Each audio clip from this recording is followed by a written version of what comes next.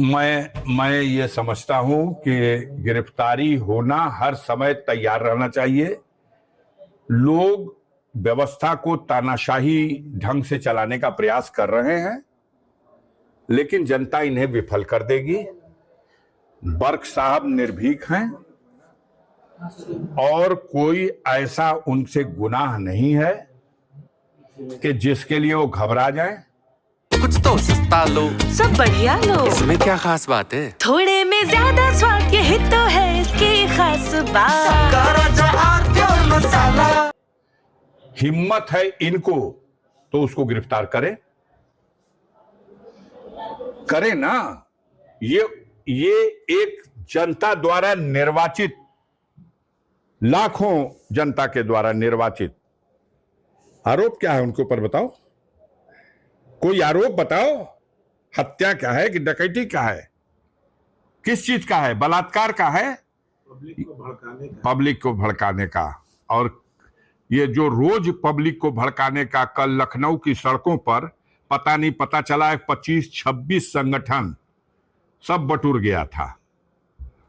और बटुर करके पब्लिक को भड़काने के लिए जिस तरह की भाषा बोली गई है और जिस तरह का व्यवहार किया गया है, पूरे कानून व्यवस्था के लिए और इस सरकार के लिए बहुत बड़ी चुनौती है। तो उसको उस बड़े गुनाह को पर्दा डालने के लिए बर्क साहब की बात आप चलाइए, लेकिन कहीं कुछ नहीं। अरे कह तो दिया भैया, मान गया, तू ना मान जीबा तू ना मान जीबा। जैसे पूछे के बाद उसे पूछे, जिससे पूछना है उससे पूछिए कि ये क्या हो गया। कह रहे हैं देश की जनता सशंकित है, हमारी नीयत पर उसको शक है। हम कहते कुछ है और करते कुछ है। नीयत पर इसलिए शक है कि हम कह रहे हैं कि अल्पसंख्यक पिछड़ों का हमें बहुत दर्द है और हम उनका हक उनको देना चाहते हैं। और देश के बहुसंख्यक पिछड़ों का हम हक लूट के बैठे हुए हैं, रिजर्वेशन खत्म कर दिए हैं।